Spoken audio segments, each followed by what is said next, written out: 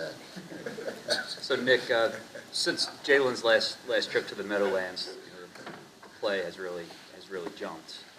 What do you remember about him during that time and his response to kind of a bad game and how that's helped? What I really remember from that game and that response was just the entire team. Jalen's always been working to be the best player he can possibly be. But there's a picture that's up somewhere in this facility, and you would say, like, all the pictures in the facility are celebrating, plays being made by players in this building. But there's one picture that's up with Jordan Mailata with his hand on Jalen's back. Jalen's got his hands on his knees, and he's looking down, and Jordan's got his hand on his back. Because I thought, like, what an unbelievable picture of the teammates being there for each other in a time of a very tough spot, right? And that was after the incomplete pass on the last play of the game last year at New York. And so I just thought, like, obviously Jalen, we talk so much about him and the growth of what he's done, I think, and what, of course he learned a bunch of things from that game where we made a bunch of mistakes as coaches. We made some mistakes as players. And but what really strikes me from that game, obviously we watched that game and we're pissed about things that happened in that game and this and that. They played a really good game defensively there last year on that. But what strikes me the most, when you said that game, the first thing that popped into my mind was that picture of Jordan and Jalen, and that just speaks to the type of guys we have. That just speaks to the type of team we have. Where is that picture? It's somewhere in this. I don't know if it's. I'd have to look exactly. I know I'm supposed to be getting one for my office, and I was supposed to get one like a year ago. I haven't got it yet, but it is. Is it in that? Is it in that one hallway? It's somewhere up. It's fine. Yeah, it's somewhere up. Of 3 consecutive road games for you. Dating back to last year, you've had a lot of success on the road.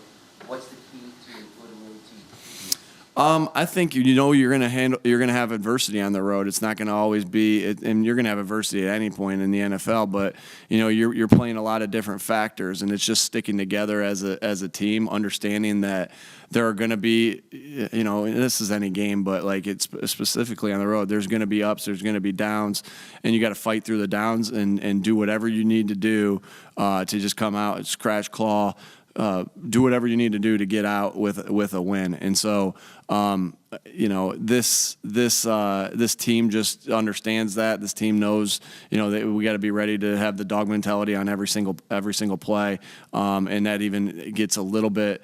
Again, you don't want to say it doesn't happen at home, but it happens a little bit extra on the road, we feel like. Nick, what do you see in the growth of Daniel Jones playing for Dable?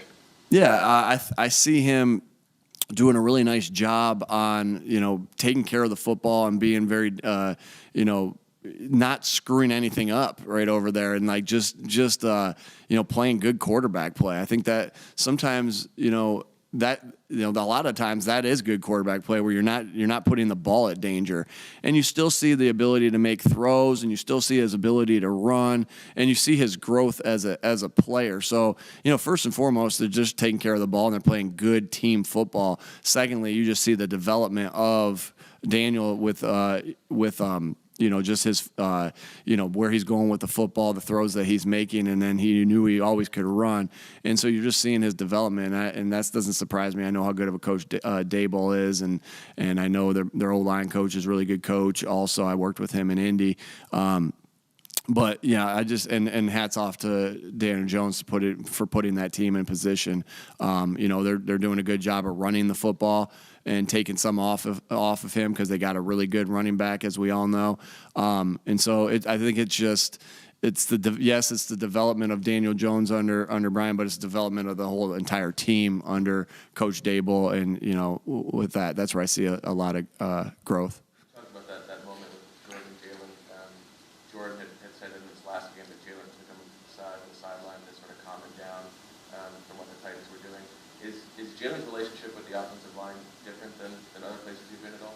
I think the teams that I've been on that have been good have that relationship amongst the whole group, right?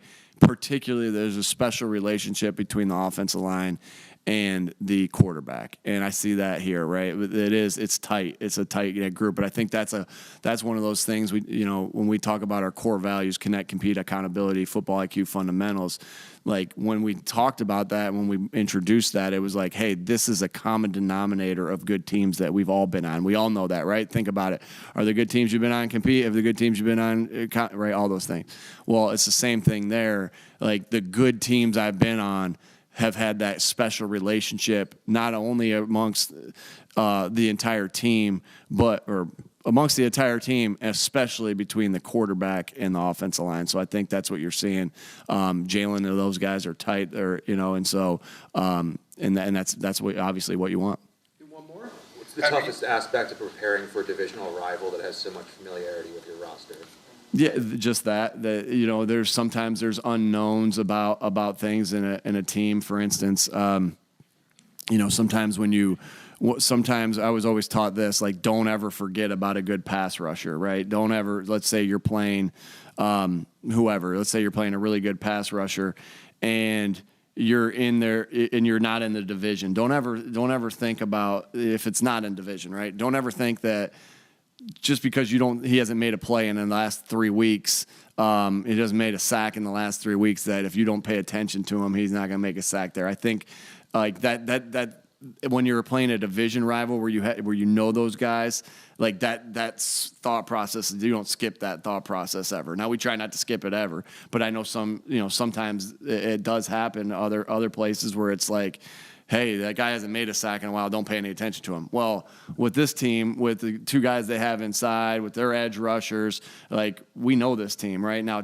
Thibodeau's new, right? So, but, we did a lot of work on him. But the other guys, we've been playing for a couple years. And so, like, we know how much attention we have to bring to them. And so if we think that way, of course the Giants are thinking that way. And I think that's what makes division games, the types of games they are, where they're close and they're down to the wire, and it's always a dogfight.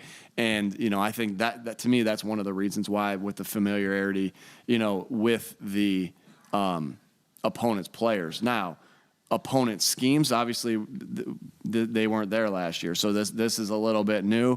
But once it becomes familiar with the opponent schemes, then it comes even tighter and dogfight. And so when it happens like that, you just got to be on your fundamentals more. You got to be, all those little things that we talk about, all those details really matter. All right. Thank you.